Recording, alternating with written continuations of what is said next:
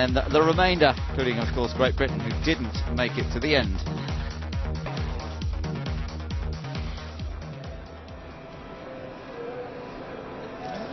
So that was the sprint race earlier on today, and now here we are back with all the build-up to the feature race. The cars are on the grid now, and the grid is beginning to fill up with a lot of people here. Fantastic turnout, as we mentioned earlier on today. Beautiful weather conditions, and still a little bit of cloud, but I don't think anything to worry about. There were some forecasts of rain, John, but I don't think it's looking too likely at the moment. Well, it's certainly not as good a day as it was on Saturday or Friday, for that matter. There is cloud in the distance over Joburg. Whether that'll reach the circuit, well, hopefully not. Well, you wouldn't think a racetrack would have a nature reserve, but all sorts of things are available, whether it's feathered variety or reptile variety. It's here at Kyalami. And some great viewing platforms as well, some grandstands, the bomas as they're called, the little sort of thatched cottages that are around the circuit, providing great areas, hospitality areas. The barbecues are out there, the drinks are available. There you are, look at that, what a great place to watch motorsport. Well, the fans have been coming in from early on this morning, and there's no doubt there's a tremendous amount of support for A1 Team South Africa, and you want some meat? Well, there's plenty on offer around various parts of the circuit. It really is a day out. When you go to the races here in South Africa, you bring the drinks, you got the food, it's all there on offer, and you just make a full day of it, and there's a real celebratory atmosphere here at Kyalami. Lovely to see. We've always seen so much support for South Africa when we've been to Durban in the past, but it's very much the same here at Kyalami. Oh, indeed. I mean, it might get a bit leery towards the end of the afternoon as the effects of all those beers, and of course, never forget great South African wine.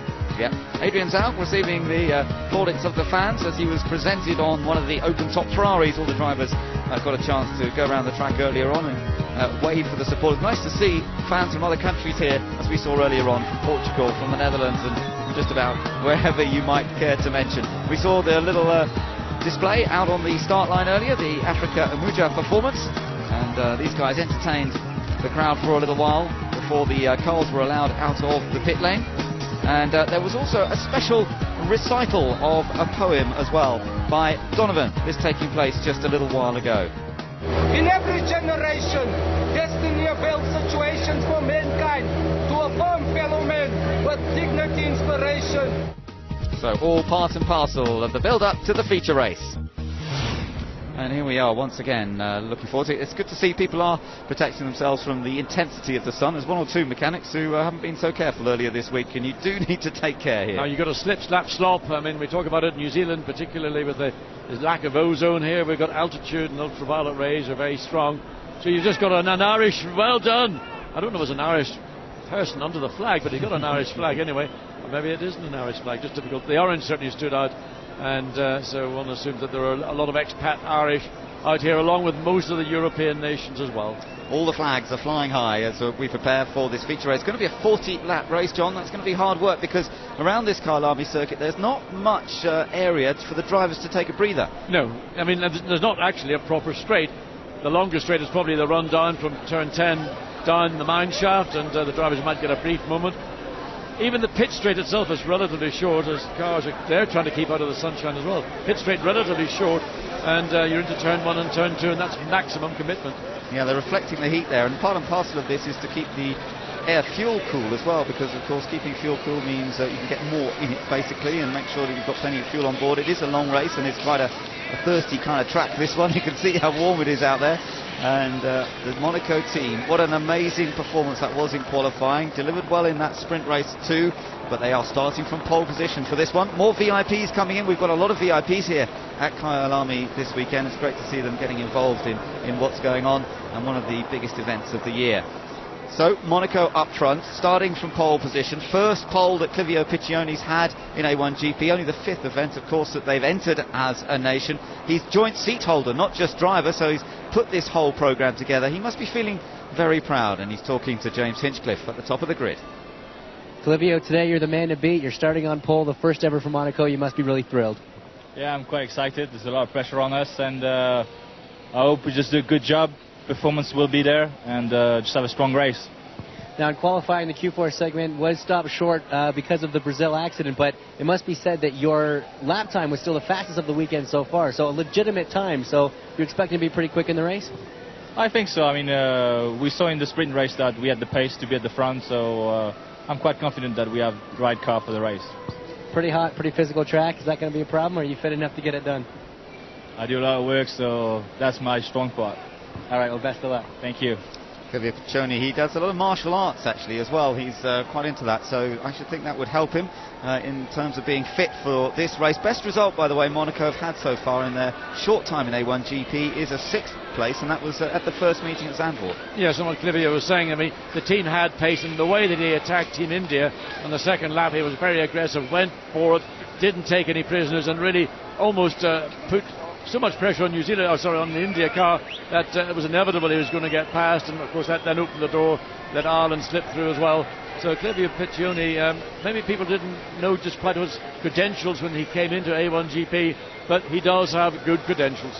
Malaysia lining up in 2nd place on the grid, and that's a big opportunity for Faraz Fauzi. But let's go further down the grid and join the local hero, Adrian Zaug, starting from 15th place.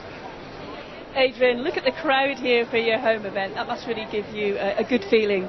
No, it definitely gives me an extra boost. It's great seeing all the people here.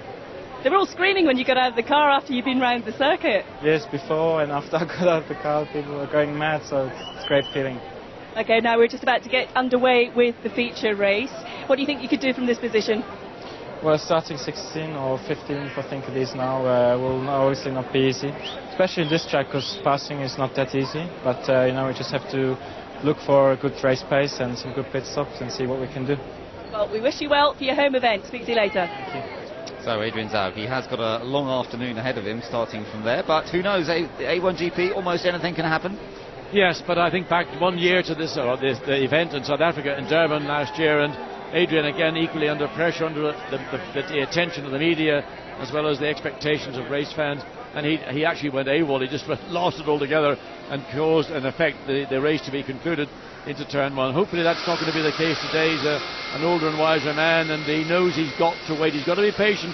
It's a 40-lap race, 2 pit stops, first one between laps 8 and 16, and then the second pit stop confirmed between laps 23 and 31 of that 40-lap race. So patience really is what he's going to need. If he has got a good balanced car and he's got speed, well, that will work to his advantage, particularly as the race wears on, when this racetrack will again take its toll on cars and drivers, particularly with a change in the track surface. Team New Zealand lining up in 3rd place for this one, a great effort. They certainly timed their qualifying performance very, very well. But Team Switzerland still front runners in this series, of course, and Neil Yarni will be doing his best from 5th place on the grid. He's talking to Hinch. Neil, you're starting from 5th, but what's important is that 6th and 7th place are the 2 guys that you're racing with in the championship. So today's strategy, is it going for the win, or is it trying to get points and stay ahead of those guys? I think it's going for a podium. Monaco is pretty quick, we saw that, and they're on pole. There are 3 cars in between of us, so they have time to get away. So I think it will be hard to get a win, but a podium should be definitely the target. And I think when I'm on the podium, I will have at least one of the guys behind me. So, that's my strategy, and I take it just race by race, as I said last year. At the moment, there are not a lot of races left, but points, okay, we need, but I think we just need to aim always for podiums. Now, on the sprint race grid, you and I were talking a little bit and joking how you and I are getting old for race car drivers, and I don't know if you knew this, but as soon as you took the green lights in the sprint race, you became the most capped and most experienced driver in A1GP, so not to age you at all or make you feel old, but what does that mean to you?